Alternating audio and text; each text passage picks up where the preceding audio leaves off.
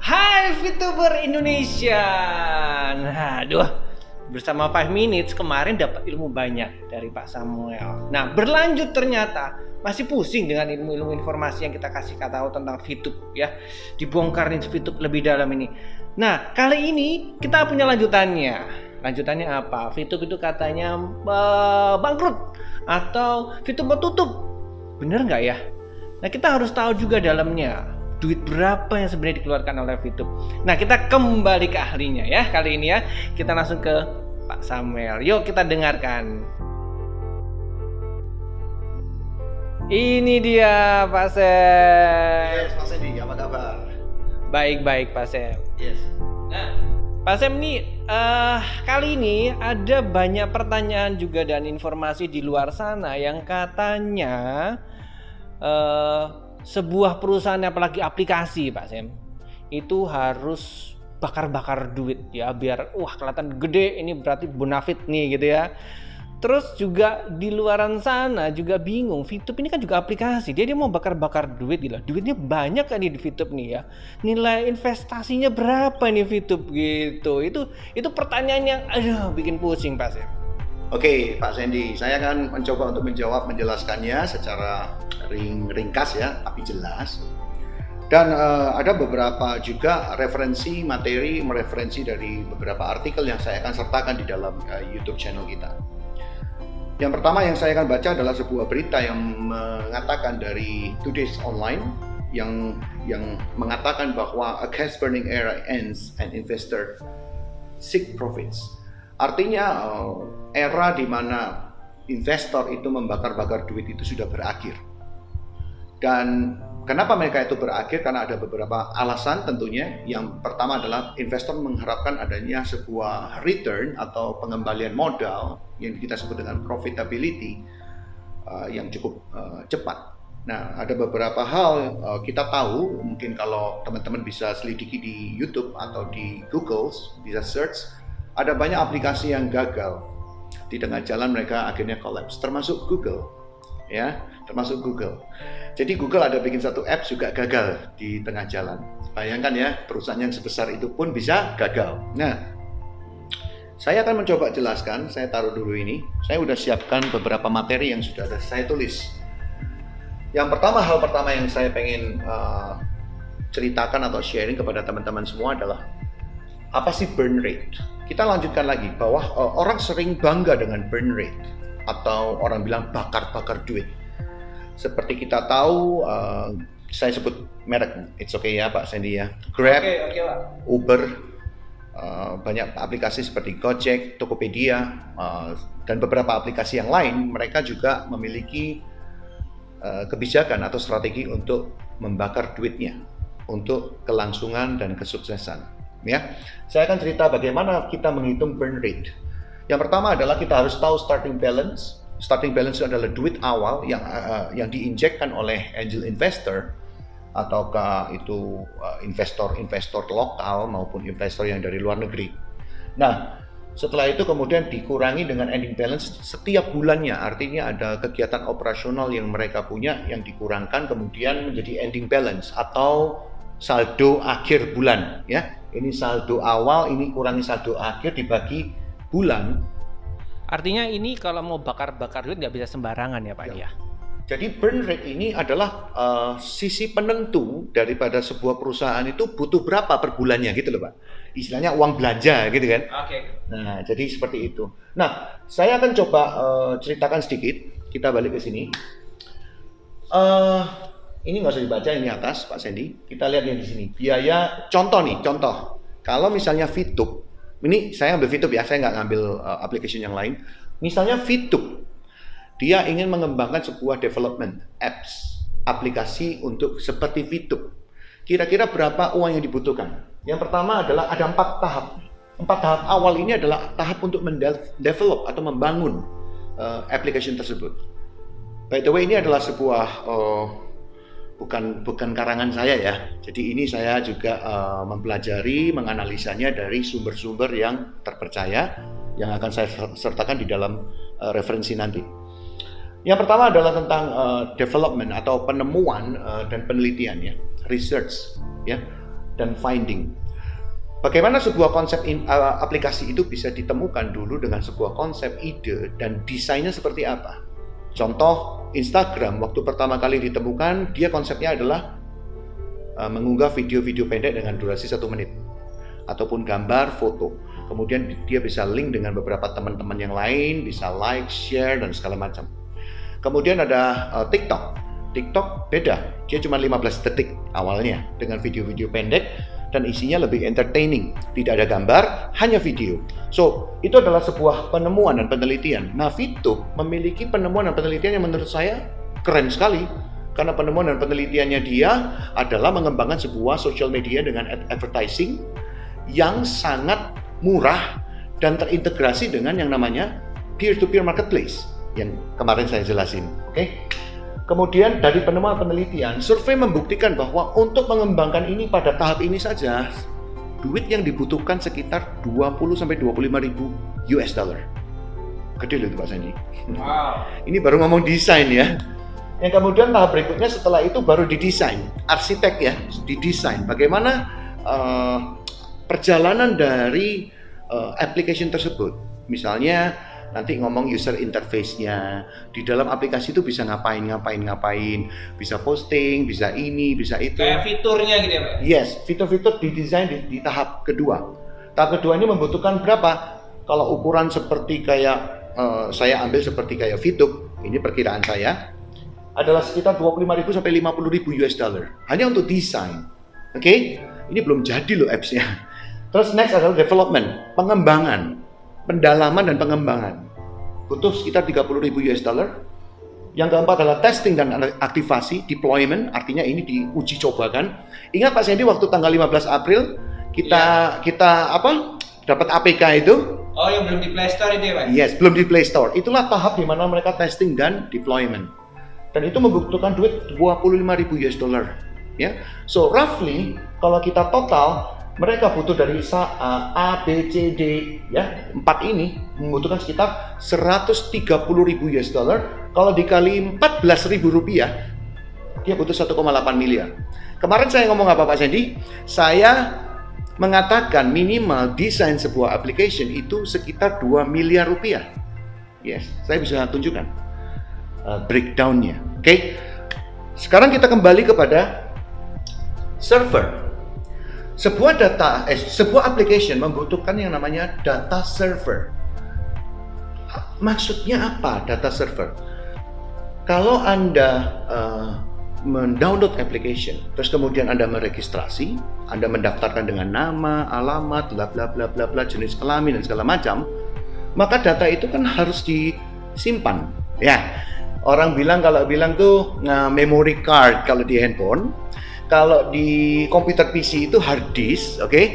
Kalau di dalam software itu bilangnya servers. Nah, data server dibutuhkan.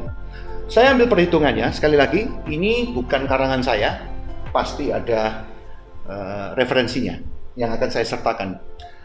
Untuk membangun sebuah data server, ya, harganya adalah 0,1 US dollar per gigabyte. Nah, kita nggak usah pusing masalah ini. Ini sudah saya ambil kesimpulan, untuk 5.000 user, 5.000 registrasi, ya, kalau di VTube berarti 5.000 member, dia membutuhkan besaran sekitar 2 GB. Ya, dari 2 GB ini perusahaan membeli server. Kalau kita membeli server, itu harganya sekitar 6.500 US dollar. Ini kalau saya simpulkan ya. Breakdownnya ada, tapi papan tulisnya nggak cukup. So, kesimpulannya adalah mereka punya dua pilihan. Mereka mau rent a server, rent itu maksudnya sewa, atau mereka mau beli. Saya berasumsi kita beli, karena sewa akan jauh lebih mahal karena jumlah yang dibutuhkan untuk data server kita sekitar 10 juta user. Saya ambil 10 juta Pak Sandy. Saya tahu bahwa ini lebih ya. Tetapi dari 10 juta ini saya hitung kalau server itu mereka beli, kita sebut sebagai dedicated server, mereka membutuhkan 6.500 US dollar selama 2 tahun. Kenapa kok 2 tahun? Karena umur dari server itu, ya seperti contoh kita beli komputer PC dipakai setiap hari 24 jam, maka dia punya umur. Nah, umurnya tuh 2 tahun, Pak Sandy. Ya, depresiasi lah, orang bilang depresiasi. Seperti beli mobil tuh 5 tahun selesai harus dijual gitu ya. Nah, ini 2 tahun. Nah, sekarang kita masuk ke sini. Dari 5.000 orang, kalau saya kalikan dibagikan dengan 10 juta anggota VTube, maka per 5.000 kan 6.500. Berarti kalau 10 juta saya bagi dengan 5.000, hasilnya 2.000 pengalinya ya. Setelah itu saya kali dengan 6.500, betul?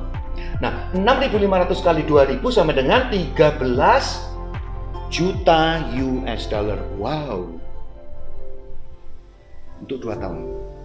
Saya bagi dari 2 tahun berarti 13 juta dibagi 24 bulan dan dibagi 10 juta orang pengguna, maka jatuhnya adalah server itu membutuhkan 7,5 miliar per bulan untuk 10 juta orang. Itu kalau 10 juta ya. Sekarang 17 juta, let's say 15 juta deh kira-kira. Saya ambil 10 juta aja supaya Pak Sandy nggak gemeteran ya. Bingung dengan angkanya ini. So, kalau 7,5 miliar per bulan saya bagi dengan 10 juta pengguna, berapa nilainya? 750 rupiah per account, user account. Hanya untuk server. Dan itu per bulan, teman-teman. Bukan selamanya. Berarti kalau saya jumlah nih ya, 1,8 ditambah servernya 7,5 miliar, berapa? Matematikanya berapa nih? 10 ini? Ya, 10,3 ya? Enggak dong, 9,3. 9,3 miliar. Hampir 10 M. Tunggu dulu. Ada operasional Pak Sandy. Duit lagi tuh Pak. Yes. IT manager, operational cost, dan overhead. Untuk staff, CS, dan segala macam, kita ambil 100.000 per tahun. 100.000 US. Atau sekitar 1,4 miliar. Legalitas, Pak Sandy. Legalitas bayar. Oh iya, itu yang lagi rame itu ya. Ya. Legalitas bayar ya. Oke. Office beli nggak kita Pak Sandy? Pasti sudah ready tuh. Yes, kemarin diumumkan oleh manajemen bahwa kita sudah resmi membeli sebuah office atau kantor. So, bacanya miscellaneous atau kebutuhan-kebutuhan yang lain. Kalau saya total Pak Sandy,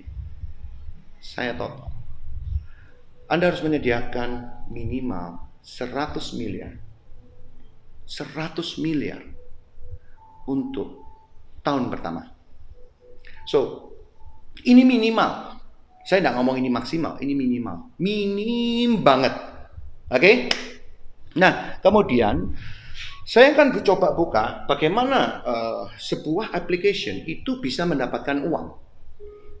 Jadi, ini adalah next dari tema saya bahwa kalau dia keluar 100 miliar, dia mengharapkan untung berapa?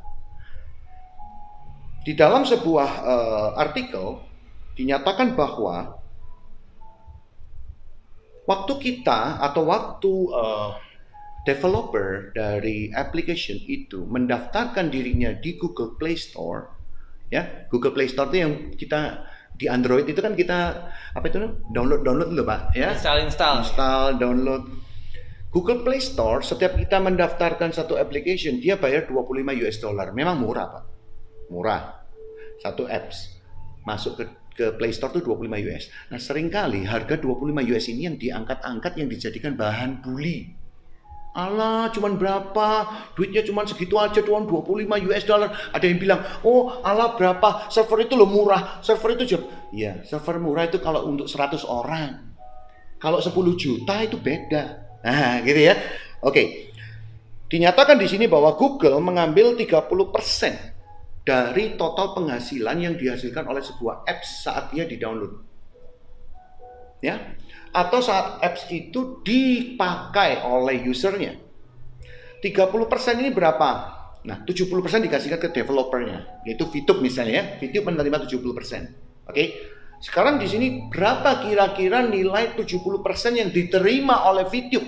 Misalnya, VTube, saya ngomong VTube, saya nggak mau ngomong yang lain. Google memberikan kepada kita 70% dari total revenue atau pendapatan yang diperoleh melalui apps, download apps. Satu download diberikan 0,2 sampai 0,3 US dollar. 0,2 sampai 0,3 US dollar per satu kali download. Itu jatah 70% yang diberikan kepada developer, yaitu VTube. Pak Sandy, kita hitung 10 juta dikali 0,3. Berarti 300.000. Betul ya? 10 juta kali 0,3. Berarti kan nolnya hilang 1 kali 3 berarti 300.000. 300.000 US dollar. Kalau dibandingkan dengan ini berapa US dollar? 100 miliar ini. Oke? So, apakah cukup penghasilan dari VTube didapatkan dari jumlah download per download dari aplikasi di Google Play Store? Jawabannya tidak cukup. Oleh sebab itu, kalau kita ngomong perusahaan-perusahaan yang lain, mereka berusaha untuk mencari cara bagaimana supaya dia bisa dapat money come atau money in, bisa mendapatkan keuntungan. Salah satu cara terbaik mereka yang dipikirkan oleh mereka para application raksasa di luar sana adalah memperbesar jumlah users dan membentuk ekosistem. Sekali lagi saya katakan, ekosistem menjadi kata kunci utama untuk perkembangan sebuah apps. Ada banyak apps yang gagal, Pak Sandy. Kenapa? Karena mereka gagal membangun ekosistemnya. Tetapi di VTube saya katakan ini application yang menurut saya luar biasa. Application yang menurut saya ini pantas aja kita ini viral, Pak. Hanya dalam waktu 10 bulan ada 17 juta users yang tercatat mendownload application tersebut. Dari application yang di-download itu 17 juta kali. Ingat ya Pak Sandy, setiap ada update, setiap kali ada pembaharuan, setiap kali ada maintenance, itu juga terhitung, Pak. Nah, itu yang disebut dengan 0,2 sampai 0,3. Makanya ada range di situ. Makanya banyak application, kenapa mereka juga melakukan updates, bahkan aplikasi yang secanggih WhatsApp atau Telegram. 3 minggu sekali mereka melakukan updates. Update, dan update. Karena dari situ duitnya. Salah satunya. Salah duanya adalah yang paling besar, dinyatakan di dalam artikel tersebut, pendapatan apps yang terbesar adalah dari advertising. Iklan. Nah, VTube adalah sebuah platform sosial media yang memuat iklan. Dari iklan itulah kemudian VTube mendapatkan keuntungan. Banyak orang ngomong iklan-iklannya VTube itu palsu. Pak Sandy, saya tanya ya.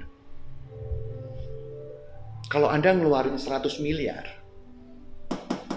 oke. Apakah Anda rela dimuati dengan iklan-iklan palsu?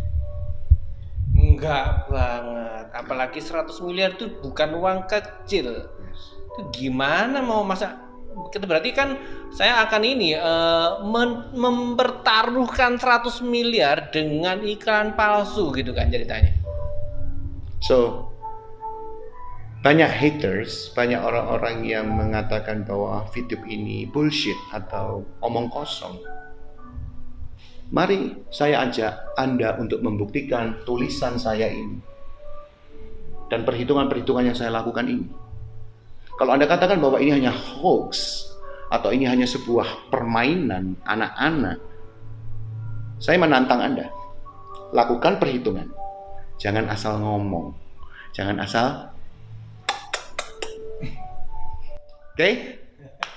Next, saya akan menyampaikan bagaimana data yang menyatakan bahwa berapa sih penghasilan dari Google Play, ya, Google Play Store di dalam waktu tahun 2020 kemarin dalam 4 quarter pertama. So you see, ini data ya, nanti saya akan sertakan di dalam data ini menyebutkan dalam 4 quarter pertama. Quarter itu artinya 3 bulanan Pak Sandy ya. Jadi quarter 1, 2, 3, 4. Di quarter pertama dia mencapai 8 billion US dollar. Di quarter kedua dia mencapai sekitar 9,5 billion. Billion itu apa? Miliar US dollar. 8, 9, anggap aja 10, 10. Berarti berapa? 20 tambah 17. 37 miliar US dollar didapatkan oleh Google melalui downloadan ini loh. Yes. Nah, kalau Anda katakan bahwa perusahaan application itu tidak memiliki keuntungan, saya pikir Anda kurang baca. Ya, kurang baca dan kurang mempelajari. Saya berkata begini, kalau VTube ini yang saya sungguh kesal ya. Ya, saya nggak tahu dengan teman-teman yang lain. Di saat ada orang ngomong bahwa, nah rasain kan, VTube udah tutup kan, VTube udah udah ditutup, udah nggak ada di Google Play Store, udah nggak ada ini, udah dikatakan ilegal, ditutup secara resmi oleh Kemenkominfo, bla bla bla bla bla bla bla bla bla bla bla bla bla bla bla. Teman-teman, yang saya sebut dengan biaya-biaya ini, itu VTube harus keluarkan di awal, bukan di akhir. Coba kita berlogika. Apakah sebuah perusahaan yang mengeluarkan minimal dengan dana 100 miliar rupiah akan menyerah begitu saja dengan rumor-rumor, gosip-gosip yang beredar di sana? Silakan Anda jawab. So, kalau saya katakan hari ini, apa yang saya jelaskan malam ini, semoga memberikan pencerahan kepada Anda semua. Saya nggak peduli Anda haters, atau Anda VTubers, atau Anda yang belum join di VTube sekalipun.